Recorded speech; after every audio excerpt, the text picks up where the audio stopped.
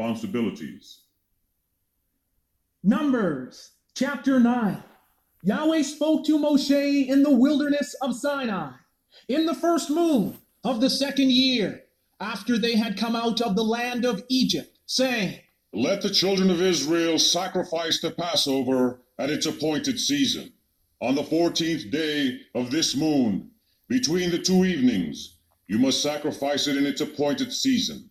According to all its ordinances and its ceremonies, you must sacrifice it. So Moshe commanded the children of Israel that they must sacrifice the Passover, and they sacrificed the Passover on the 14th day of the first moon, between the two evenings, between around 3 in the afternoon and sunset, in the wilderness of Sinai, according to all that Yahweh commanded Moshe. So the children of Israel did. Now there were men who were ceremonially unclean because of the body of a dead man, so they could not sacrifice the Passover on that day.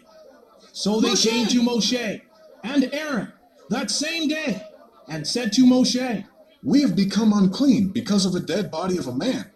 But why are we kept from presenting the offering of Yahweh in its appointed season with the children of Israel? Tell us, Moshe. And Moshe said to them, Wait until I may hear what Yahweh will command concerning you. Then Yahweh spoke to Moshe, saying, Speak to the children of Israel, saying, If any one of you or any of your descendants is unclean because of a dead body, or away on a journey, he may still sacrifice Yahweh's Passover.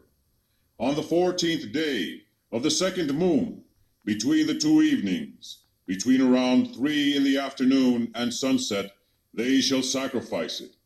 They must eat the lamb with unleavened bread and bitter herbs. They shall leave none of it until morning, nor break one of its bones. According to all the ordinances of the Passover, they must sacrifice it. But the man who is ceremonially clean and is not on a journey, but fails to sacrifice the Passover, that same person shall be cut off from among his people, because he did not bring the offering of Yahweh at its appointed season. That man will bear the consequences of his sin. And if a stranger living among you wants to sacrifice Yahweh's Passover offering, he must do so according to the ordinance of the Passover and according to its ceremony. You shall have one ordinance, both for the stranger and the native of the land. And on the day the tabernacle was set up, the cloud covered the tabernacle of the tent of the testimony. From evening until morning, the cloud above the tabernacle looked like fire. That is how it continued to be. The cloud covered it by day, and the appearance of fire covered it by night. Whenever the cloud lifted from above the tent, the children of Israel set out. Whenever the cloud settled, the children of Israel encamped. At Yahweh's command, the children of Israel would journey, and at Yahweh's command, they would set up camp. As long as the cloud stayed above the tabernacle, they remained encamped. Even when the cloud remained over the tabernacle a long time, the children of Israel obeyed Yahweh's charge and order and did not set out.